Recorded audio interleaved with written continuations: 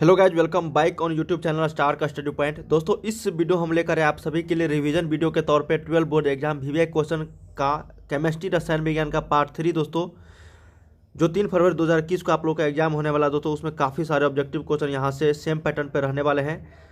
और भी क्वेश्चन का प्रैक्टिस सेट करना चाह रहे हैं दोस्तों, तो इस वेबसाइट की मदद से कर सकते हैं।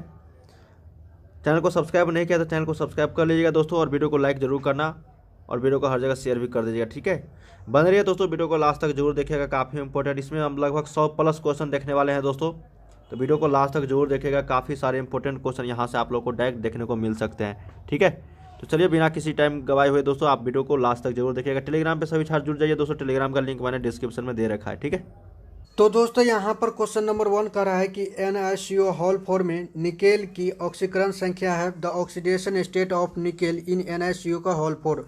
तो यहाँ पर बताना है दोस्तों निकेल का ऑक्सीडेशन स्टेट कितना होता है। तो मान लिया कि Na का जो है ऑक्सीडेशन स्टेट X है और इसके साथ 4 CO ग्रुप अटैच है तो 4, और CO का जो है ऑक्सीडेशन स्टेट होता है दोस्तों होता है 0, और ओवल और जो है सम होगा इसका 0। तो यहाँ से जो है X का वैल्यू हो जाएगा दोस्तों 0, यानी कि निकेल का ऑक्सीडेशन होगा 0 यहाँ पर। तो 1 का जो है सही आंसर होगा C। अगला क्वेश्चन देखते हैं दोस्तों। अगला क्वेश्चन है कि यदि डिस्पर्सन फेज द्रव और डिस्पर्सन माध्यम ठोस है तब कोलाइड जाना जाता है। If dispersed phase is liquid and dispersion medium is solid the colloid is known as. तो उस कोलाइड को बोलते हैं दोस्तों जेल। तो 2 का जो है सही आंसर होगा यहाँ पर बी जेल। और सोल कब होगा दोस्तों? सोल होगा जब डिस्पर्स्ड फेज होगा सॉलिड और डिस्पर्सन मीडियम होगा लिक्विड, तो वो ये हो जाएगा सोल्स। इमल्सन कब होगा? इमल्सन होगा जब डिस्पर्स्ड फेज होगा लिक्विड और डिस्पर्सन मीडियम होगा लिक्विड, यानी फेज भी और मीडियम भी अगर दोनों हो जाएगा लिक्विड लिक्विड तो हो जाएगा इमल्सन। अब फोम कब होगा दोस्तों? फोम होगा जब डिस्पर्स्ड फेज होगा गैस और मीडियम होगा लिक्विड, तब ये बनेगा फोम। तो आप तीनों को भी याद रखिएगा। चलिए नेक्स्ट क्वेश्चन देखते हैं। नेक्स्ट क्वेश्चन है कि निम्नलिखित में किसके लिए हिमांक का अवनमन अधिक होगा। Which of the following has maximum depression in freezing point. तो डिप्रेशन इन फ्रीजिंग पॉइंट जो है दोस्तों एक प्रकार का कोलिगेटिव प्रॉपर्टी होता है, और कोलिगेटिव प्रॉपर्टी डिपेंड करता है नंबर ऑफ पार्टिकल्स और आयन्स पर। तो यहाँ पर जो है दोस्तों K2SO4 में मैक्सिमम आयन होगा, K2SO4 का मैक्सिमम आयन्स होगा। इसका मतलब है कि इसका maximum depression in freezing point भी होगा। तो 3 का जो है सही आंसर होगा यहाँ पर A K2SO4। नेक्स्ट क्वेश्चन देखते हैं। नेक्स्ट क्वेश्चन है कि गर्म NaOH के घोल से Cl2 गैस प्रतिक्रिया कर बनाता है। The reaction of Cl2 with hot concentrated होगा दोस्तों यहाँ पर NaOH गिव्स। देखिए दोस्तों, जब कंसनट्रेटेड हॉट NaOH को Cl2 के प्रेजेंस में रिएक्शन कराते हैं तो बनता है NaCl और NaClO3। तो 4 का जो है सही आंसर होगा यहाँ पर A NaCl NaClO3। Next question देखते हैं। नेक्स्ट क्वेश्चन है कि प्रथम क्रम की प्रतिक्रिया के लिए वेग स्थिरांक की इकाई होती है। The unit of rate constant of first order reaction. तो फर्स्ट ऑर्डर रिएक्शन के लिए दोस्तों रेट कांस्टेंट का यूनिट होता है, वो होता है पर टाइम पर समय। तो 5 का जो है सही आंसर होगा यहाँ पर ए। और इसका शॉर्टकट फार्मूला याद रखने का ये भी है दोस्तों, आप ये याद रख लीजिए, मोल 1 - n लीटर n-1 पर सेकेंड। और यहाँ पर दोस्तों n का जो वैल्यू होगा 0 ऑर्डर के लिए 0 होगा, फर्स्ट ऑर्डर के लिए n का वैल्यू 1 हो जाएगा, सेकेंड ऑर्डर के लिए n का वैल्यू 2 हो जाएगा। तो आप यहाँ पे अगर फर्स्ट ऑर्डर का पूछ रहा है दोस्तों तो n का वैल्यू 1 लिख देंगे यहाँ पर, तो मोल के पावर 0 हो जाएगा, l के पावर भी 0 हो जाएगा, यानी किसी की भी पावर होगा तो इसका वैल्यू 1 होता है और बच जाता है पर सेकेंड। तो यहाँ पर जो है फर्स्ट ऑर्डर के लिए जो हो जाएगा वह पर टाइम यानी पर सेकेंड जो है इसका सही आंसर होगा। तो आप इस फार्मूला से दोस्तों किसी भी ऑर्डर के लिए यूनिट कांस्टेंट का जो है यूनिट ज्ञात कर सकते हैं। ठीक है, चलिए नेक्स्ट क्वेश्चन देखते हैं। नेक्स्ट क्वेश्चन है कि निम्नलिखित में कौन हाइड्रोजन बंधन नहीं बनाता है। Which one of the following does not form hydrogen bond. तो आपको बताए थे दोस्तों कि हाइड्रोजन बॉन्ड केवल 3 एलिमेंट बनाता है, वो है FON, फ्लोरीन, ऑक्सीजन और नाइट्रोजन। ये जो है H के साथ जो है हाइड्रोजन के साथ हाइड्रोजन बॉन्ड बनाता है। तो इन सभी में देखिए दोस्तों यहाँ पर भी N इन्वॉल्व है, ऑक्सीजन इन्वॉल्व है, इसमें यहाँ पर फ्लोरीन भी इन्वॉल्व है, लेकिन यहाँ पर देखिए दोस्तों HCl है और HCl जो हाइड्रोजन बॉन्ड नहीं बनाएगा। तो 6 का जो है सही आंसर होगा यहाँ पर CHCl। अगला क्वेश्चन देखते हैं। अगला क्वेश्चन है दोस्तों कि निम्नलिखित में से कौन सा रसायन का उपयोग बेहोशी के लिए होता है। Which of the following chemicals are used as anesthetic। तो एनेस्थेटिक यानी बेहोशी के लिए रूप में यूज होता है दोस्तों, वो होता है क्लोरोफॉर्म, जिसका फार्मूला होता है CHCl3। तो 7 का जो है सही आंसर होगा यहाँ पर C, chloroform CHCl3। Next question देखते हैं। अगला क्वेश्चन है दोस्तों कि मिथाइल एमीन को बनाया जा सकता है। Methyl amine can be prepared by. तो मिथाइल एमीन बनाया जाता है दोस्तों हॉफमैन ब्रोमाइड रिएक्शन से। ठीक है, तो 8 का जो है सही आंसर होगा C, हॉफमैन ब्रोमाइड प्रतिक्रिया से। नेक्स्ट क्वेश्चन देखते हैं। नेक्स्ट क्वेश्चन है कि क्रिस्टल में संभावित आकाशीय जालक के कितने प्रकार होते हैं। How many kind of space lattice are possible in a crystal. तो स्पेस लाइटिस जो पॉसिबल होता है दोस्तों क्रिस्टल में, उसकी संख्या होती है 14।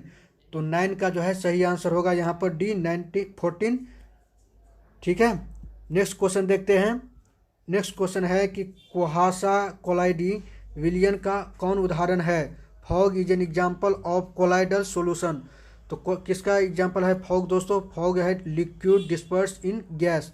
यहाँ पर डिस्पर्स फेज होगा लिक्विड और डिस्पर्सन मीडियम होगा गैस, यानी परिक्षेपण माध्यम गैस में द्रव परिक्षेपित होता है। तो 10 का जो है सही आंसर होगा यहाँ पर A, liquid disperse in gas. Next question देखते हैं। नेक्स्ट क्वेश्चन है दोस्तों कि H3PO3 है एक। तो H3PO3 ये क्या है दोस्तों। देखिए इसका अगर आप स्ट्रक्चर लिखेंगे तो हो जाएगा P डबल बॉन्ड O, इसका वैलेंसी 5 होता है और 3 ऑक्सीजन है। तो 1 ऑक्सीजन यहाँ पर, एक ऑक्सीजन हाइड्रोजन यहाँ पर।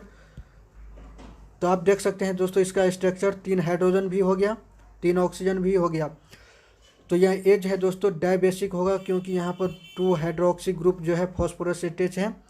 ठीक है, तो 11 का जो है सही आंसर होगा यहाँ पर भी द्विभाषमिक अम्ल यानी डायबेसिक एसिड। नेक्स्ट क्वेश्चन देखते हैं। नेक्स्ट क्वेश्चन है कि कौन बहुल उपयोगी एंटीबायोटिक है।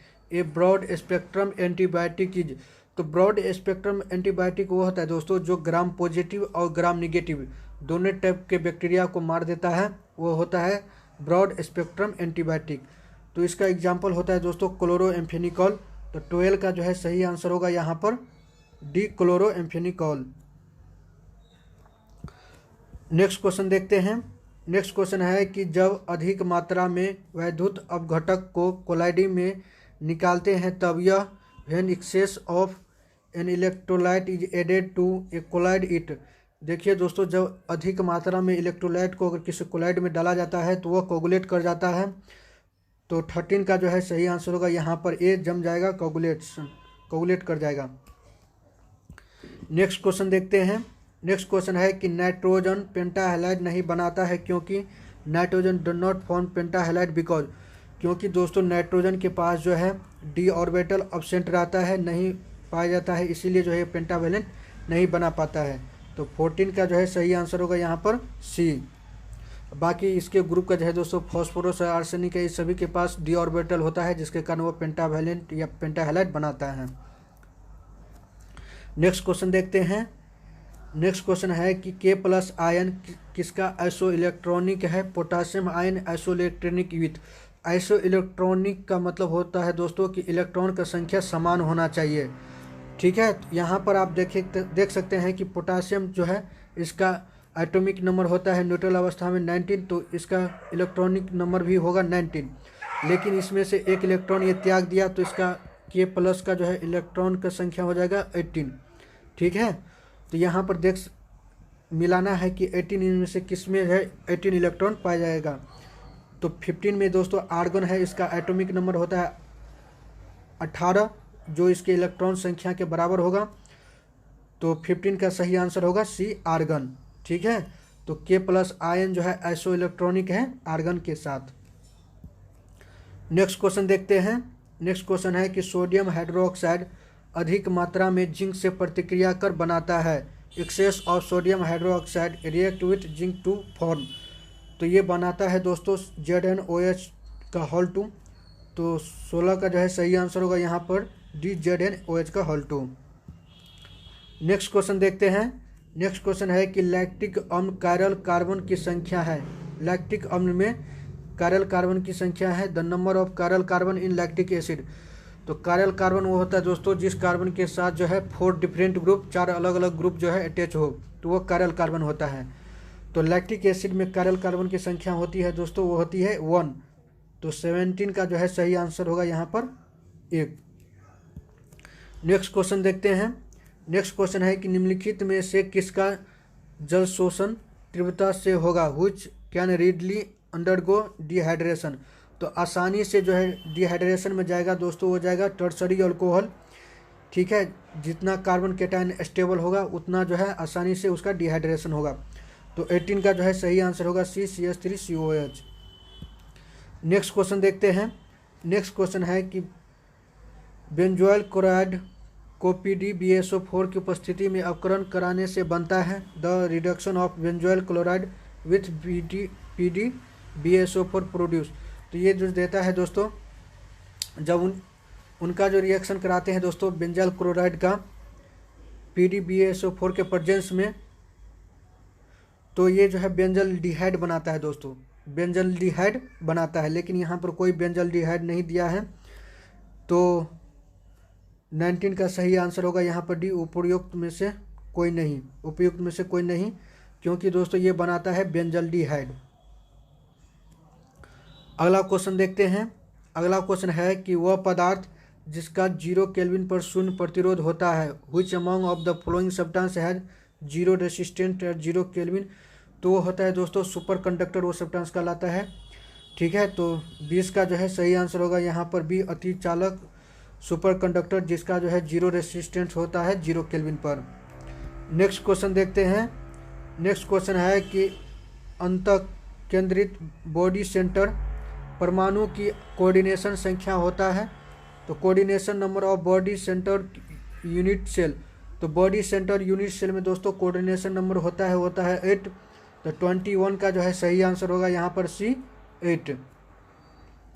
नेक्स्ट क्वेश्चन देखते हैं। अगला क्वेश्चन है कि फेरोमैग्नेटिज्म पाया जाता है। The highest ferromagnetism is found in. तो देखिए दोस्तों, इन सभी में जब आप इसका इलेक्ट्रॉनिक कॉन्फ़िगरेशन लिखिएगा तो आयरन में जो है मैक्सिमम अनपेयर्ड इलेक्ट्रॉन होगा, और जिसमें मैक्सिमम अनपेयर्ड इलेक्ट्रॉन होगा वो मैक्सिमम जो है फेरोमैग्नेटिज्म को दिखाएगा। तो 22 का जो है यहाँ पर सही आंसर होगा A, आयरन, क्योंकि इसमें मैक्सिमम जो है अनपेयर्ड इलेक्ट्रॉन पाया जाता है। नेक्स्ट क्वेश्चन देखते हैं। नेक्स्ट क्वेश्चन है कि निम्नलिखित में किस यौगिक का वांटफ गुणांक जो है K4FeCN6 के बराबर है। Which among the following compound has quantum factor equal two of K4FeCN6। यहाँ पर देख सकते हैं दोस्तों क्वांटम फैक्टर की संख्या कितनी है, 4K प्लस FeCN6, यानी कि I का वैल्यू यहाँ पर 5 है। तो आप देख सकते हैं दोस्तों इसमें I का वैल्यू 5 किसका होगा, तो यहाँ पर होगा दोस्तों इसका Al2SO43 का। यहाँ पर 2Al का होगा और 3SO3 का होगा, यानी 5। यहाँ पर भी I का वैल्यू 5 होगा। तो ये इस किसके बराबर हो जाएगा दोस्तों, ये हो जाएगा Al2SO4 के होल 3 के बराबर। तो 23 का सही आंसर होगा यहाँ पर A। नेक्स्ट क्वेश्चन देखते हैं। नेक्स्ट क्वेश्चन है कि हाइड्रोजन ऑक्सीजन ईंधन सेल में हाइड्रोजन का दहन होता है जो in the hydrogen oxygen fuel cell there is a combustion of hydrogen which. देखिए दोस्तों ये प्रकार का सेल है, और सेल जो है जब दोनों के पोटेंशियल के डिफरेंस, जब दोनों इलेक्ट्रोड को बीच में पोटेंशियल डिफरेंस होता है दोस्तों, तब ये इससे जो है इस सेल से जो है इलेक्ट्रिसिटी प्रवाहित होता है। तो 24 का जो है सही आंसर होगा यहाँ पर भी। 2 इलेक्ट्रोड के बीच विभवांतर उत्पन्न करता है, produce potential difference between 2 electrode. इसी के कारण दोस्तों इससे जो है इलेक्ट्रिसिटी पास करता है, क्योंकि ये ईंधन सेल है। तो सेल से स्वाभाविक बात है दोस्तों कि इलेक्ट्रिसिटी तब ये निकलेगा जब उन दोनों के बीच के पोटेंशियल में कुछ डिफरेंस होगा। चलिए नेक्स्ट क्वेश्चन देखते हैं। नेक्स्ट क्वेश्चन है कि स्वतः अभिक्रिया के लिए डेल्टा G साम्य स्थिरांक के और ई सेल क्रमशः होगा for the spontaneous feasible reaction delta G equilibrium constant, और ई का जो है ई नोट का जो वैल्यू होता है दोस्तों किसके बराबर होता है, तो स्पॉन्टेनियस के लिए डेल्टा जी का मान होता है नेगेटिव, इक्विलिब्रियम कांस्टेंट के लिए के का वैल्यू होता है इससे जो है कम होता है, नेगेटिव से कम होता है, और जो ई का वैल्यू जो होता है दोस्तों जो इलेक्ट्रोड स्टैंडर्ड पोटेंशियल होता है ई का वैल्यू वो होता है पॉजिटिव में। तो 25 का जो है सही आंसर होगा यहाँ पर ए नेगेटिव और 1 से ज़्यादा होगा, यानी कि के का वैल्यू 1 से ज़्यादा होगा और जो है ई का वैल्यू जो है पॉजिटिव होगा। तो 25 का जो है सही आंसर होगा ए। नेक्स्ट क्वेश्चन देखते हैं। नेक्स्ट क्वेश्चन है कि K4 के होल 6 में आयरन का जो है हाइब्रिडाइजेशन नंबर बताना है कि हाइब्रिडाइजेशन कितना होगा आयरन का। देखिए दोस्तों एफिशिएंट 6 में 6 जो है इसका कोऑर्डिनेशन नंबर है आयरन का, और कोऑर्डिनेशन 6 के लिए दो हाइब्रिडाइजेशन होता है, एक होता है sp3d2 और दूसरा होता है d2sp3। और इस साइनाइड जो होता है दोस्तों ये स्ट्रॉन्ग लिगेंड है, और स्ट्रॉन्ग लिगेंड होने पर इसका हाइब्रिडाइजेशन हो जाएगा d2sp3। अगर यहीं पर H2O रहता है दोस्तों तो H2O जो है वीक लिगेंड है तो इसका हाइब्रिडाइजेशन हो जाता तो ये हो जाता sp3d2, लेकिन साइनाइड है, साइनाइड स्ट्रॉन्ग लिगेंड है तो इसका हाइब्रिडाइजेशन हो जाएगा d2sp3। ये आसान तरीका है दोस्तों हाइब्रिडाइजेशन निकालने का। आप देख सकते हैं 3 2 5 1 6। तो यहाँ पर जो है 26 का सही आंसर होगा सी d2sp3। नेक्स्ट क्वेश्चन देखते हैं। नेक्स्ट क्वेश्चन है कि कोलाइडी विलियन में कोलाइडी कणों की आकार होता है the size of colloidal particle in colloidal solution. तो कोलाइडल सॉल्यूशन में दोस्तों कोलाइडल पार्टिकल का मान होता है वो होता है 10⁻6 से लेकर 10⁻⁹ मीटर तक, यानी 1 नैनोमीटर से 1000 नैनोमीटर तक जो है 1000 नैनोमीटर तक इसका साइज होता है। तो 27 का जो है सही मान होगा दोस्तों ए, 10⁻⁹ से 10⁻⁶ होगा दोस्तों। तो 70 का सही आंसर होगा यहाँ पर ए। 10⁻⁹ अपोजिट लिखा गया है दोस्तों, 10⁻⁹ से 10⁻�6 मीटर होगा, इन दोनों के बीच में होता है। चलिए नेक्स्ट क्वेश्चन देखते हैं। नेक्स्ट क्वेश्चन है कि निम्नलिखित में किस धातु का निष्कर्षण मैकआर्थर विधि से किया जाता है। MacArthur process is used for extraction of which of the following metals. तो इनमें दोस्तों basically cyanide process, sodium hydroxy cyanide process का यूज होता है, जिसमें जिसको जो है मैकआर्थर विधि करते हैं। ये बेसिकली यूज होता है सिल्वर और सोना के एक्सट्रैक्शन के लिए। तो यहाँ पर जो है सही आंसर होगा यहाँ पर ए सिल्वर यानी Ag के लिए। नेक्स्ट क्वेश्चन देखते हैं। अगला क्वेश्चन है क्षय रोग को ठीक करने के लिए निम्नलिखित में से कौन सा एंटीबायोटिक्स का प्रयोग होता है। The antibiotics used for curing tuberculosis. तो ट्यूबरकुलोसिस के लिए जो एंटीबायोटिक्स यूज होता है दोस्तों वो होता है स्ट्रेप्टोमाइसिन। तो 29 का जो है सही आंसर होगा बी स्ट्रेप्टोमाइसिन। अगला क्वेश्चन देखते हैं। अगला क्वेश्चन है कि निम्नलिखित में कौन सी धातु उसके अयस्क की अभिक्रिया सोडियम साइनाइड के तनु विलयन से कराकर प्राप्त की जाती है। Which of the following metal is obtain by reacting its ore with dilute sodium cyanide. तो डाइल्यूट सोडियम साइनाइड दोस्तों यही अब ये बताए थे कि मैकआर्थर प्रोसेस में होता है, और ये जो है सिल्वर और गोल्ड के एक्सट्रैक्शन में इस प्रोसेस का यूज होता है। तो 30 का जो है सही आंसर होगा यहाँ पर सी Ag है, सिल्वर दिया है। नेक्स्ट क्वेश्चन देखते हैं। अगला क्वेश्चन है दोस्तों कि क्लोरोमाइसिटिन का उपयोग कौन सी बीमारी में किया जाता है। Chloromycetin is used for the treatment of which of the following disease. Chloromycetin को दूसरा नाम क्लोरोइम्फेनिकॉल भी है दोस्तों, ये प्रकार के एंटीबायोटिक है और इसका यूज किया जाता है टाइफाइड के लिए। ठीक है, टाइफाइड के ट्रीटमेंट में क्लोरोमाइसिटिन का यूज किया जाता है। तो 31 का सही आंसर होगा यहाँ पर बी टाइफाइड। पूछ रहा है कि जलीय विलयन का ताप बढ़ाने पर increase in temperature of aqueous solution will. देखिए दोस्तों जलीय विलयन में जो होता है यानी यहाँ पे इसका जो है मोलरिटी के साथ जो है टेम्परेचर का रिलेशन पूछ रहा है। तो टेम्परेचर बढ़ाने पर दोस्तों वॉल्यूम जो है इंक्रीज करता है। ठीक है, यानी टेम्परेचर और वॉल्यूम का जो है डायरेक्टली रिलेशन होता है। और वॉल्यूम का और मोलरिटी का जो होता है दोस्तों इन्वर्सली रिलेशन होता है, यानी कि अगर वॉल्यूम बढ़ेगा तो मोलरिटी डिक्रीज कर जाएगा, अब वॉल्यूम जो है डिक्रीज होगा तो मोलरिटी इंक्रीज कर जाएगा। तो एक का जो है सही आंसर होगा यहाँ पर ए, क्योंकि टेम्परेचर बढ़ाएंगे तो मोलरिटी जो होगा दोस्तों वो डिक्रीज कर जाएगा सॉल्यूशन का। ठीक है, तो एक का सही आंसर होगा यहाँ पर ए। अगला क्वेश्चन देखते हैं। अगला क्वेश्चन है कि मोल फ्रैक्शन के लिए कौन सा सही है, what is the true for mole fraction. तो मोल फ्रैक्शन जो है जिसको दोस्तों एक से सूचित किया जाता है, तो इसका जो वैल्यू होता है और 0 और 1 के बीच होता है और कभी कभी 1 के बराबर भी होता है। तो 2 का जो है सही आंसर होगा यहाँ पर सी। अगला क्वेश्चन देखते हैं। अगला क्वेश्चन है कि इनमें से कौन कोलिगेटिव प्रॉपर्टी है, which of the following the colligative property. तो कोलिगेटिव प्रॉपर्टी वो होता है दोस्तों जो नंबर ऑफ मोल्स पर जो है डिपेंड करता है। ठीक है, तो यहाँ पर जो है ऑस्मोटिक प्रेशर जो है कोलिगेटिव प्रॉपर्टी है, यानी ऑस्मोटिक प्रेशर जो है कोलिगेटिव प्रॉपर्टी को दिखाता है। तो 3 का जो है सही आंसर होगा यहाँ पर डी, प्रासरणीय दाब यानी ऑस्मोटिक प्रेशर। अगला क्वेश्चन देखते हैं। अगला क्वेश्चन है कि इनमें से कौन सा हाइड्रोक्साइड जल में अविलय होता है, which of the following hydroxide in insoluble in water.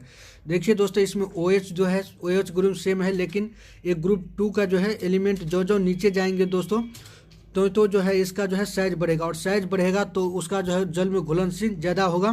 ठीक है, तो यहाँ पर जो है ब्रेमियम हाइड्रोक्साइड जो है सबसे कम इंसोल्युबल होगा। तो 4 का जो है सही आंसर होगा यहाँ पर ए, बेरिलियम हाइड्रोक्साइड, क्योंकि इसका साइज छोटा होता है दोस्तों। यहाँ पर बेरियम का जो है साइज बड़ा है, इसीलिए ये जो है सबसे अधिक घुलनशील होगा। तो आप इनको भी याद रखिएगा। तो 4 का आपका सही आंसर होगा यहाँ पर ए, बेरिलियम हाइड्रोक्साइड, जो जल में जो है इनसोल्युबल होगा। अगला क्वेश्चन देखते हैं। अगला क्वेश्चन है कि CaNO3 का होल 2 में क्वांटम फैक्टर का मान बताएं, क्वांटम फैक्टर फॉर CaNO3 का होल 2। तो इसमें जो है आपको क्वांटम फैक्टर बताना है। तो देखिए दोस्तों जब CaNO3 का होल 2 जब ये टूटेगा तो ये बनेगा Ca2+, ठीक है, और प्लस 2NO3 माइनस। तो आप देख सकते हैं क्वांटम फैक्टर जो हो जाएगा वो नंबर ऑफ जो है आयंस होगा। तो यहाँ पर 1 इसके लिए, 2 इसका, तो टोटल जो है क्वांटम फैक्टर का मान हो जाएगा वो हो जाएगा 3। तो 5 का जो है सही आंसर होगा यहाँ पर सी, 3। अगला क्वेश्चन देखते हैं। अगला क्वेश्चन है कि शून्य कोटि अभिक्रिया के लिए वेग स्थिरांक की इकाई है the unit of rate constant for zero order reaction. तो जीरो ऑर्डर रिएक्शन के कांस्टेंट का दोस्तों यूनिट बताना है। तो आप लोगों को फॉर्मूला बताए थे कि कांस्टेंट का अगर यूनिट निकालना है तो मोल 1 - n लीटर n-1 और पर सेकेंड। ठीक है, ये इसका फॉर्मूला है। और n का जो है वैल्यू है दोस्तों, n जो है ऑर्डर ऑफ रिएक्शन को दिखाता है। तो जीरो ऑर्डर के लिए n का वैल्यू हो जाएगा 0, फर्स्ट ऑर्डर के लिए n का वैल्यू हो जाएगा 1। इस तरह से आप निकाल सकते हैं। तो यहाँ पर अगर आप n का वैल्यू जीरो ऑर्डर के लिए निकालेंगे तो n का मान हो जाएगा यहाँ पर 0, तो यानी 1 - 0 तो मोल के पावर 1 होगा। यहाँ पर हो जाएगा L के पावर -1 यानी मोल पर लीटर पर सेकेंड। तो 6 का जो है सही आंसर होगा यहाँ पर ए, मोल पर लीटर पर सेकेंड। चलिए अगला क्वेश्चन देखते हैं। अगला क्वेश्चन है कि किसके द्वारा एक उत्प्रेरक प्रतिक्रिया के दर को बढ़ाता है, by which of the following catalyst increase the rate of reaction. देखिए दोस्तों कैटेलिस्ट जो है बेसिकली क्या करता है, रिएक्टेंट का जो एक्टिवेशन एनर्जी होता है उसको डिक्रीज करके जो है रेट ऑफ रिएक्शन को बढ़ा देता है। तो 7 का जो है सही आंसर होगा यहाँ पर B, decrease the activation energy. अगला क्वेश्चन देखते हैं। अगला क्वेश्चन है कि भौतिक अधिशोषण की दर किसके द्वारा बढ़ता है, which of the following increase the rate of physics absorption. Physio absorption भी इनको बोलते हैं दोस्तों। तो फिजिकल एब्जॉर्प्शन के लिए जो है टेम्परेचर डिक्रीज, जितना टेम्परेचर लो रहेगा दोस्तों तो फिजिकल एब्जॉर्प्शन जो है उतना ही अधिक होगा। तो इनका फिजिकल एब्जॉर्प्शन का रेट बढ़ाने के लिए जो है टेम्परेचर को डिक्रीज करना पड़ेगा। तो 8 का जो है सही आंसर होगा यहाँ पर ए, तापक्रम को घटाकर यानी डिक्रीज इन टेम्परेचर। अगला क्वेश्चन देखते हैं। अगला क्वेश्चन है कि आरोपित विद्युत क्षेत्र में कोलाइडी कणों की गति कहलाती है the movement of colloidal particle under the electric field is known as. तो इलेक्ट्रिक फील्ड के जो है दोस्तों इसके प्रभाव में जो अगर कोलाइडल पार्टिकल का मूवमेंट करता है तो उनको बोलते हैं इलेक्ट्रोफोरेसिस यानी वैद्युतकरण संचालन। तो 9 का जो है सही आंसर होगा यहाँ पर ए, इलेक्ट्रोफोरेसिस। अगला क्वेश्चन देखते हैं। अगला क्वेश्चन है कि क्या होता है जबकि लायोफिलिक सॉल्ट्स को लायोफोबिक सोल में मिलाया जाता है। What happen when lyophilic solution is added in lyophobic solution. देखिए दोस्तों, जो लायोफिलिक सॉल्यूशन को अगर आप लायोफोबिक सॉल्यूशन में मिलाते हैं तो लायोफिलिक सॉल्यूशन जो होता है वो लायोफोबिक सोल्स के ऊपर एक प्रोटेक्टिव लेयर बना देता है, जिसके कारण लायोफोबिक सोल जो होता है वो प्रोटेक्टेड रहता है। तो 10 का जो है यहाँ पर सही आंसर होगा सी, लायोफोबिक सोल्स पर लायोफिलिक सोल्स का जो है परत बनता है, यानी यहाँ पर लायोफोबिक होगा दोस्तों, लायोफोबिक सोल जो होगा यहाँ पर ये जो है प्रोटेक्टेड रहेगा सॉल्यूशन से। तो 10 का जो है सही आंसर होगा सी। अगला क्वेश्चन देखते हैं। अगला क्वेश्चन है कि जारन का मुख्य कार्य है the main function of roasting. तो रोस्टिंग प्रोसेस दोस्तों बेसिकली मिनरल्स को जब एक्सट्रैक्शन करते हैं तब इसका यूज किया जाता है। तो रोस्टिंग में जो है दोस्तों जो वोलाटाइल पार्टिकल होता है, वोलाटाइल इम्प्योरिटी, उसको निकालते हैं। तो 11 का जो है सही आंसर होगा यहाँ पर ए, उड़नशील अशुद्धि को हटाना। अगला क्वेश्चन देखते हैं। अगला क्वेश्चन है कि इनमें से कोई एक भस्मीय फ्लक्स नहीं है, which one is not basic flux. तो इन सभी में दोस्तों SiO2 जो है, SiO2 जो है एसिडिक फ्लक्स है, ठीक है। तो यहाँ पर ये जो है बेसिक फ्लक्स नहीं होगा। तो 12 का जो है सही आंसर होगा यहाँ पर सी, SiO2।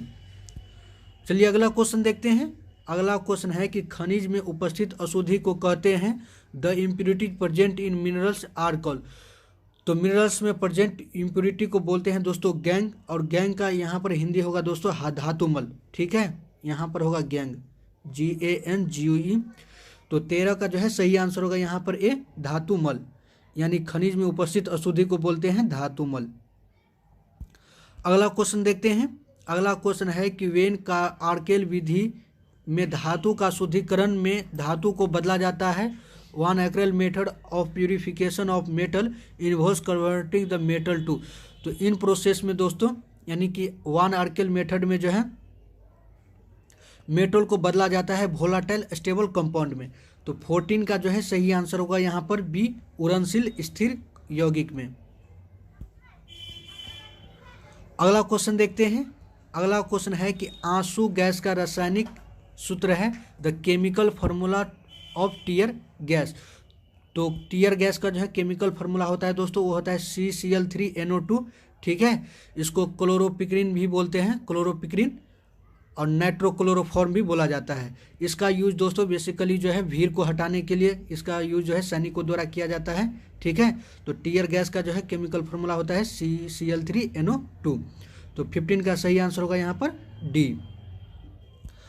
अगला क्वेश्चन देखते हैं। अगला क्वेश्चन है कि एथिल अल्कोहल के साथ NOH की उपस्थिति में क्लोरीन की अभिक्रिया से बनता है। यहाँ पर उल्टा लिखा गया है दोस्तों, यहाँ पर होगा एथिल अल्कोहल के साथ क्लोरीन का जो है क्लोरीन का रिएक्शन होता है NaOH की उपस्थिति में, ठीक है, NaOH की उपस्थिति में प्रेजेंट में। तो जब दोस्तों इथाइल अल्कोहल जो है क्लोरीन के साथ रिएक्शन करता है NaOH के प्रेजेंस में तो बनाता है क्लोरोफॉर्म। तो 16 का जो है सही आंसर होगा यहाँ पर डी, CHCl3।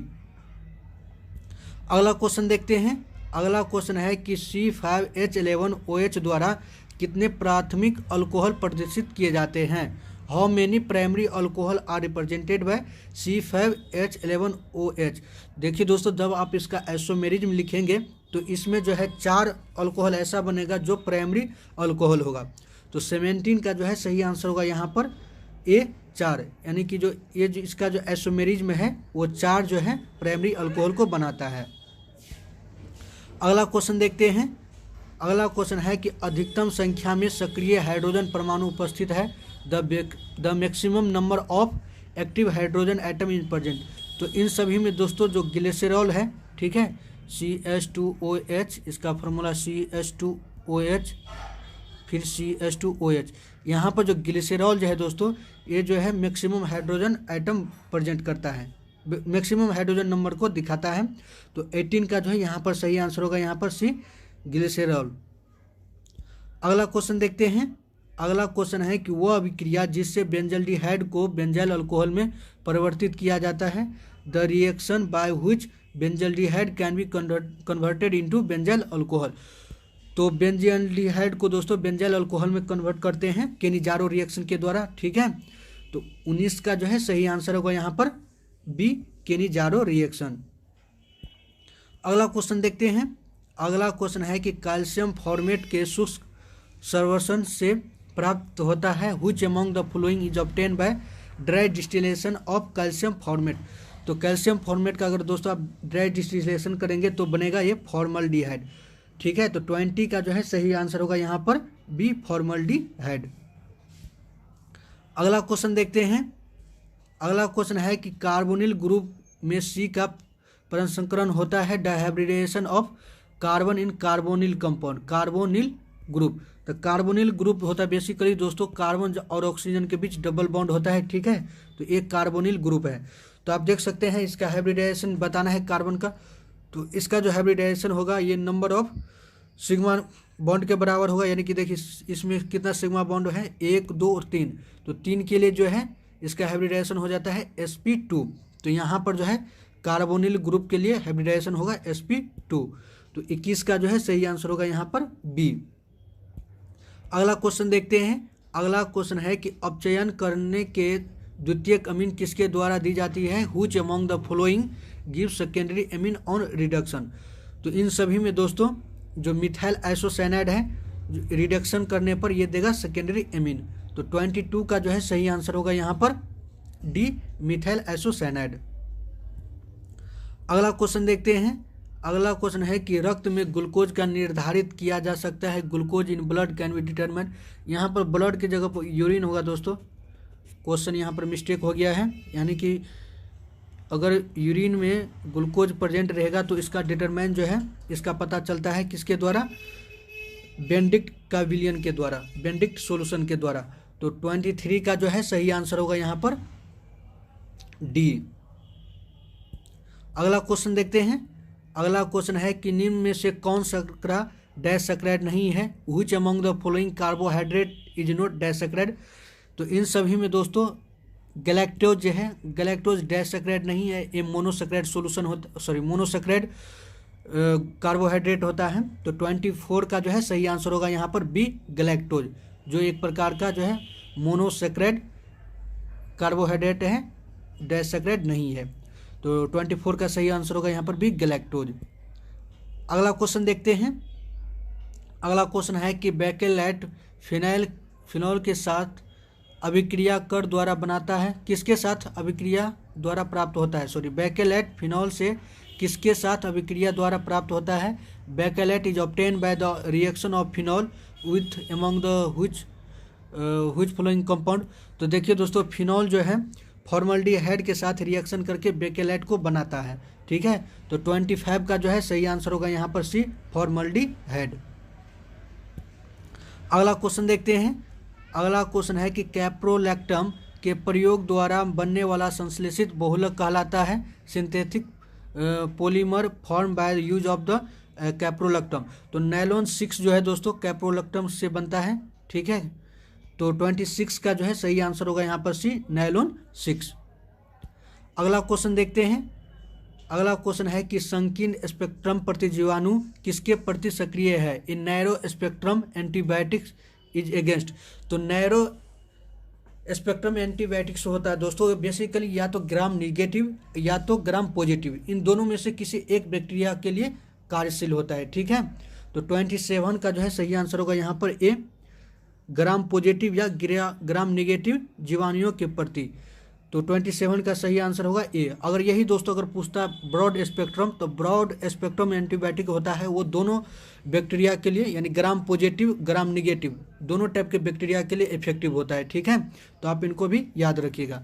तो 27 का आपके यहाँ का जो है नंबर 1 कह रहा है कि कॉपर पैरेट का सूत्र है the formula of copper parrot. तो कॉपर पैरेट का जो है फार्मूला होता है दोस्तों वो होता है CuFeS2। ठीक है, तो एक का जो है सही आंसर होगा यहाँ पर बी, CuFeS2। अगला क्वेश्चन देखते हैं। अगला क्वेश्चन है दोस्तों कि निम्नलिखित में कौन सा अनुसंख्या गुणधर्म नहीं है। Which of the following is not a colligative property. तो इन सभी में दोस्तों प्रकाशीय क्रियाशीलता यानी ऑप्टिकल एक्टिविटी जो है वो कोलिगेटिव प्रॉपर्टी नहीं है, और बाकी जितना भी है जैसे कि depression in freezing point, elevation of boiling point, वाष्प दाब का अवक्षेपण अवनमन, ये जो है सभी कोलिगेटिव प्रॉपर्टी है। तो 2 का जो है सही आंसर होगा यहाँ पर बी। इसका जो है गलती हो गया दोस्तों, ये इंग्लिश वाला जो है टैपिंग, ठीक है। अगला क्वेश्चन देखते हैं।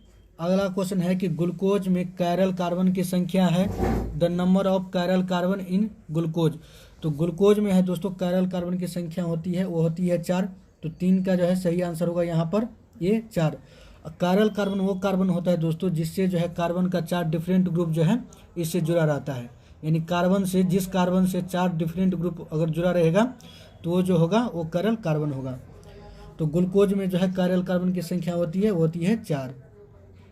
अगला क्वेश्चन देखते हैं। अगला क्वेश्चन है कि CHI3 में एंटीसेप्टिक क्रिया का कारण है, the antiseptic action of CHI3। तो CHI3 में दोस्तों एंटीसेप्टिक का कारण होता है वो होता है आयोडीन मुक्त होकर निकलना, due to liberation of free iodine. तो 4 का जो है सही आंसर होगा यहाँ पर बी। अगला क्वेश्चन देखते हैं।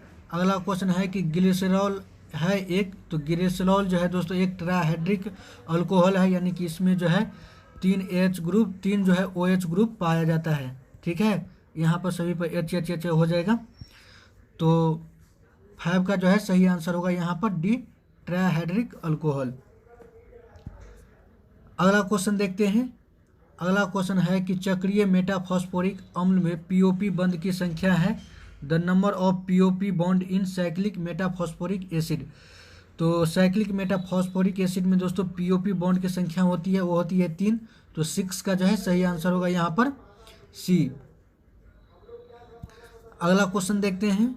अगला क्वेश्चन है कि निम्नलिखित में से कौन सा संगणक बहुलक नहीं है, which of the following is not a condensation polymer. तो कंडेंसेशन पॉलीमर वो होता है दोस्तों जो मोनोमर को जुड़ने पर जो है कुछ अमाउंट में H2O बाहर निकल जाता है, या कोई मॉलिक्यूल जो है बाय प्रोडक्ट के रूप में निकलता है, तो वो कंडेंसेशन पॉलीमर होता है। तो इन सभी में दोस्तों PTFE है, जिसको हम टेफ्लॉन भी बोलते हैं, ये जो है कंडेंसेशन पॉलीमर नहीं है। तो 7 का जो है सही आंसर होगा यहाँ पर सी, PTFE, जिसको बोलते हैं टेफ्लॉन।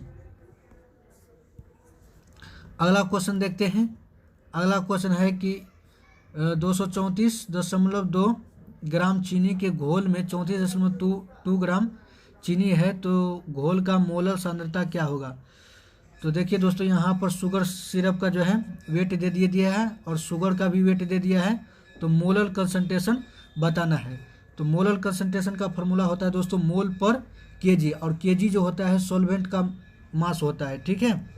तो देखिए यहाँ पर आप सॉल्वेंट निकालेंगे तो सॉल्वेंट होगा यहाँ पर वाटर होगा, ठीक है। तो वाटर का आपको मास निकालना है, वेट निकालना है। तो सॉल्यूशन का जो है दे दिया है यहाँ पर वेट दे दिया है 234.2 ग्राम।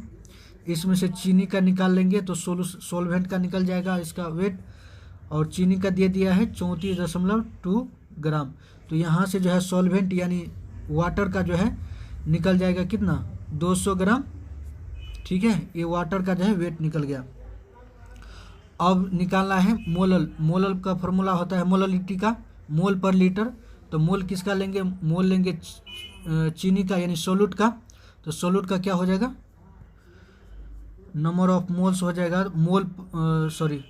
मोल्स का फॉर्मूला होता है गिवन मास बटे मोलिकुलर मास। तो चीनी का जो है गिवन मास कितना दिया है, ये दिया है 34.2 ग्राम, ठीक है। और मोलिकुलर मास होता है इसका कितना 342 ग्राम। तो आप यहाँ से अगर निकालेंगे तो ये हो जाएगा 0.1 मोल्स, ठीक है। ये जो है निकल गया चीनी का मोल। अब यहाँ से आप मोललिटी निकाल सकते हैं। मोललिटी का फॉर्मूला होता है मोल पर केजी। मोल कितना दे दिया है 0.1, और सॉल्वेंट का जो है केजी में निकालना है। तो सॉल्वेंट निकाले थे अभी 200 ग्राम, इसको केजी में बदलेंगे तो यहाँ से जो है दोस्तों 100 से भाग देंगे, तो यहाँ पर करेंगे तो 1000 से गुना हो जाएगा इसमें। अब ये हो जाएगा केजी में, तो यहाँ से ये दशमलव उड़ेगा तो नीचे हो जाएगा 0, यहाँ से 3 0 कैंसिल हो जाएगा, यानी कि हो गया 1/2, तो यहाँ से निकल जाएगा 0.5 मोल पर केजी। तो 8 का जो है सही आंसर होगा यहाँ पर दोस्तों बी, यानी मोलर कंसंट्रेशन हो जाएगा सॉल्यूशन का 0.5। अगला क्वेश्चन देखते हैं। अगला क्वेश्चन है कि K4 का होल 6 में आयरन का जो है प्रसंस्करण क्या है? The hybridization of iron in K4 में। तो यहाँ पर दोस्तों देख ही सकते हैं कि आयरन से जो है 6 साइनाइड ग्रुप जुड़ा है। इसका मतलब हो गया कि इसका जो कोऑर्डिनेशन नंबर है 6 है। तो कोऑर्डिनेशन नंबर 6 वाले के लिए हाइब्रिडाइजेशन होता है, एक हाइब्रिडाइजेशन होता है sp3d2 और दूसरा होता है d2sp3। और देखिए दोस्तों यहाँ पर जो साइनाइड है, साइनाइड आयन जो है जो कि एक प्रकार का जो है स्ट्रॉन्ग लिगेंड है। तो स्ट्रॉन्ग लिगेंड होने के कारण 6 कोऑर्डिनेशन वाले का जो हाइब्रिडाइजेशन हो जाएगा वो हो जाएगा d2sp3। अगर यहीं पर वीक लिगेंड रहता है दोस्तों तो इसका हाइब्रिडाइजेशन हो जाता है sp3d2, लेकिन यहाँ पर दे दिया है स्ट्रॉन्ग लिगेंड जो कि साइनाइड है। ठीक है, तो स्ट्रॉन्ग लिगेंड के लिए आयरन का जो है यहाँ पर हो जाएगा हाइब्रिडाइजेशन d2sp3। तो 9 का जो है सही आंसर होगा यहाँ पर सी, d2sp3। अगला क्वेश्चन देखते हैं। अगला क्वेश्चन है कि ज्यूटर आयन का आयन बनाने में कौन समर्थ है? Which is able to form zwitter ion. तो ज्यूटर आयन दोस्तों बनता है NH2CH2COOH, आप एमीन बोल सकते हैं। ठीक है, एमीन ग्रुप में बनता है। जब ये ज्यूटर आयन बनाएगा तो इसका स्ट्रक्चर इस प्रकार हो जाएगा दोस्तों, CH2 है ना, COO बॉन्ड A- हो जाएगा और ये हो जाएगा NH3+। ज्यूटर आयन में दोस्तों पॉजिटिव और नेगेटिव दोनों प्रकार का आयन पाया जाएगा। ठीक है, तो उसी को बोलते हैं ज्यूटर आयन। तो इनमें से जो है डी ऑप्शन जो है ज्यूटर आयन को बनाएगा। तो 10 का सही आंसर होगा यहाँ पर डी। अगला क्वेश्चन देखते हैं। अगला क्वेश्चन है कि सांद्र H2SO4 से निर्जलीकरण का निम्न अल्कोहल में कौन 2-ब्यूटीन देता है? Which of the following alcohol gives 2-ब्यूटीन on dehydration by concentration H2SO4। 2-ब्यूटीन देगा दोस्तों, देगा ब्यूटेन 2-ऑल, यानी कि ब्यूटेन 2-ऑल अल्कोहल जो है जब आप इसका डिहाइड्रेशन कराएंगे कंसंट्रेशन H2SO4 के साथ तो ये देगा 2-ब्यूटीन। तो 11 का जो है सही आंसर होगा यहाँ पर सी। अगला क्वेश्चन देखते हैं। अगला क्वेश्चन है कि निम्नलिखित में कौन द्वितीयक सेल है? Which of the following is the secondary cell. तो सेकेंडरी सेल वो सेल होता है दोस्तों जो पहले जो है इलेक्ट्रिक एनर्जी को केमिकल एनर्जी में और फिर केमिकल एनर्जी को इलेक्ट्रिक एनर्जी में कन्वर्ट करता है, तो उसको जो बोलते हैं सेकेंडरी सेल बोलते हैं। तो यहाँ पर जो है सेकेंडरी सेल का उदाहरण होगा वो होगा लेड स्टोरेज बैटरी। तो 12 का जो है सही आंसर होगा यहाँ पर बी, लेड स्टोरेज बैटरी जो एक प्रकार का सेकेंडरी सेल है। अगला क्वेश्चन देखते हैं। अगला क्वेश्चन है कि निम्न में कौन बायोडिग्रेडेबल बहुलक है? Which of the following the biodegradable polymer. तो बायोडिग्रेडेबल पॉलीमर का मतलब होता है दोस्तों जो नेचर में जो है आसानी से डिग्रेडेबल हो जाता है, खत्म हो जाता है। ठीक है, तो इन सभी में जो है बायोडिग्रेडेबल पॉलीमर होगा वो होगा सेलुलोज। तो 13 का जो है सही आंसर होगा यहाँ पर ए, सेलुलोज। अगला क्वेश्चन है कि निम्नलिखित में से कौन अक्रिस्टलीय ठोस है? Which of the following is non crystalline solid. तो इन सभी में दोस्तों कांच जो है नॉन क्रिस्टलाइन सॉलिड है, या इसको आप एमोर्फस सॉलिड भी बोल सकते हैं। तो 14 का जो है सही आंसर होगा यहाँ पर सी, कांच, जो एक प्रकार का नॉन क्रिस्टलाइन सॉलिड है। अगला क्वेश्चन देखते हैं। अगला क्वेश्चन है कि मूल क्रिस्टल तंत्रों की संख्या है। The number of basic type of crystal system. यहाँ पर क्रिस्टल सिस्टम होगा दोस्तों, तो बेसिक क्रिस्टल सिस्टम की संख्या है वो है 7। तो 15 का जो है सही आंसर होगा यहाँ पर बी, 7। अगला क्वेश्चन देखते हैं। अगला क्वेश्चन है कि Na क्रिस्टल की संरचना होती है। Na क्रिस्टल स्ट्रक्चर जो होता है दोस्तों, इसका स्ट्रक्चर होता है सिंपल क्यूबिक। ठीक है, घनाकार होता है इसका क्रिस्टल। तो 16 का सही आंसर होगा यहाँ पर डी। अगला क्वेश्चन देखते हैं। अगला क्वेश्चन है कि पिंड के केंद्रित घनाकार इकाई सेल में परमाणुओं की संख्या है। The number of atom in unit body centre cubic unit cell. तो BCC में दोस्तों एटम की संख्या होती है वो होती है 2। तो 17 का जो है सही आंसर होगा यहाँ पर बी। अगला क्वेश्चन देखते हैं। अगला क्वेश्चन है कि घनाकार संरचना में पिंड के केंद्रित परमाणु की सम्मेलन संख्या होती है। In body centre cubic crystal structure coordination number of item. यहाँ पर दोस्तों कोऑर्डिनेशन नंबर पूछ रहा है बीसीसी में, तो बीसीसी में जो है कोऑर्डिनेशन नंबर होता है एटम का, वो होता है 8, तो 18 का जो है सही आंसर होगा यहाँ पर बी। नेक्स्ट क्वेश्चन है कि octahedral voids of radius ratio का मान होता है। What is the radius ratio of octahedral voids. तो रेडियस रेशियो होता है दोस्तों ऑक्टाहेड्रल वॉइड का, वो होता है 0.414 से लेकर 0.732 तक जो है इसका रेशियो होता है। तो 19 का जो है सही आंसर होगा यहाँ पर ए। अगला क्वेश्चन देखते हैं। अगला क्वेश्चन है, तो क्वेश्चन नंबर यहाँ पर 20 है दोस्तों कि इनमें से कौन सा आयनिक ठोस है। Which of the following the ionic solid.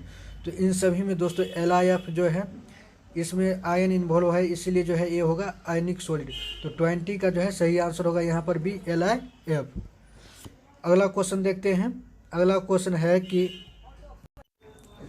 मोलरता को व्यक्त किया जाता है। Molarity is expressed in. तो मोलरिटी को व्यक्त करता है दोस्तों मोल पर लीटर में। तो 21 का जो है सही आंसर होगा यहाँ पर सी, मोल पर लीटर।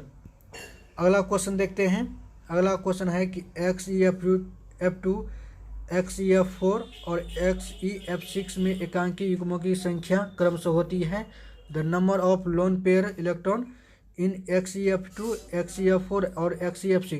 तो यहाँ पर आपको बताना है दोस्तों लोन पेयर की संख्या। तो जेनॉन का जो है दोस्तों 22वीं कक्षा में 8 इलेक्ट्रॉन होता है, ठीक है। और फ्लोरीन के साथ ये जो है सिंगल बॉन्ड बनाते हैं, यानी इसका जो है जेनॉन का जो है 2 इलेक्ट्रॉन फ्लोरीन के साथ चला जाएगा, ठीक है। तो टोटल 8 रहता है, इसमें से 2 चला जाएगा तो यानी 6 बचेगा। तो XeP2 में जो है लोन पेयर की संख्या होगी 3।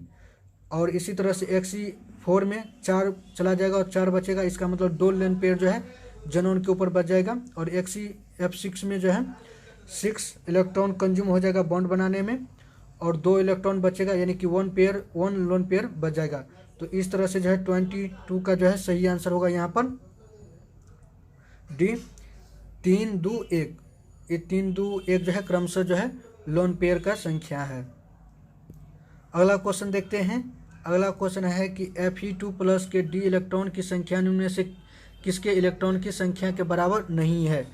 देखिए दोस्तों यहाँ पर जो है डी इलेक्ट्रॉन में जब आप Fe2+ का इलेक्ट्रॉनिक कॉन्फ़िगरेशन लिखेंगे तो इसके 22वीं कक्षा में 6 इलेक्ट्रॉन होता है, ठीक है। 6 इलेक्ट्रॉन होगा, लेकिन इन सभी में P में भी 6 होगा, इसमें भी 6 होगा। लेकिन दोस्तों अगर क्लोरीन में निकालेंगे इसका इलेक्ट्रॉनिक कॉन्फ़िगरेशन तो क्लोरीन के P ऑर्बिटल में जो है 6 नहीं होगा बल्कि 5 इलेक्ट्रॉन बचता है, ठीक है। तो इसीलिए जो यहाँ पर सही आंसर होगा यहाँ पर डी, क्लोरीन, क्योंकि क्लोरीन में जो है इसके संख्या के बराबर, यानी कि डी में 6 इलेक्ट्रॉन होते हैं, इसके संख्या के बराबर नहीं होगा। तो 23 का सही आंसर होगा डी, क्लोरीन। अगला क्वेश्चन है कि निम्न में कौन प्राइमरी हैलाइड है। Which among the following is the primary halide. तो इन सभी में दोस्तों नियो हेक्साक्लोराइड जो है प्राइमरी हैलाइड है। तो 24 का जो है सही आंसर होगा यहाँ पर डी। अगला क्वेश्चन देखते हैं। अगला क्वेश्चन है कि एथिल अल्कोहल से एसिटल्डिहाइड में रूपांतरण एक उदाहरण है। The conversion of ethyl alcohol to acetaldehyde in example of. तो देखिए दोस्तों जब इथाइल अल्कोहल का एसिटल्डिहाइड में कन्वर्सन होता है तो एक प्रकार का ऑक्सीडेशन रिएक्शन होता है। तो 25 का जो है सही आंसर होगा यहाँ पर ए, ऑक्सीडेशन। अगला क्वेश्चन देखते हैं। अगला क्वेश्चन है कि निम्न में से किस पदार्थ का व्यापारी नाम फॉर्मेलिन है। The trade name of which of the following substance is formalin.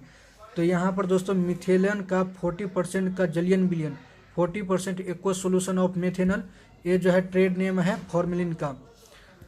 तो 26 का सही आंसर होगा यहाँ पर सी। अगला क्वेश्चन है 27 का दोस्तों कि साबुनों के लिए CMC का मान होता है। CMC value for soap is. CMC का मतलब होता है दोस्तों क्रिटिकल मिसेल्स कंसंट्रेशन। जब किसी सॉल्यूशन में अगर सोप को घोलते हैं दोस्तों कितना मिसेल्स बनेगा, ये जो है इसके CMC वैल्यू पर डिपेंड करता है, ठीक है। तो सोप के लिए CMC वैल्यू का मान होता है वो होता है 10 के पावर -4 से लेकर 10 के पावर -3 मोल पर लीटर तक। तो 27 का जो है सही आंसर होगा यहाँ पर C। तो उम्मीद करता हूँ दोस्तों कि आपको ये वीडियो पसंद आया होगा। अगर वीडियो पसंद आया है तो वीडियो को लाइक कीजिए, चैनल को ज़रूर सब्सक्राइब कर लीजिए ताकि आपको इसी तरह का और मॉडल सेट का प्रैक्टिस करवाई जाए। ठीक है, यहाँ तक देखने के लिए धन्यवाद।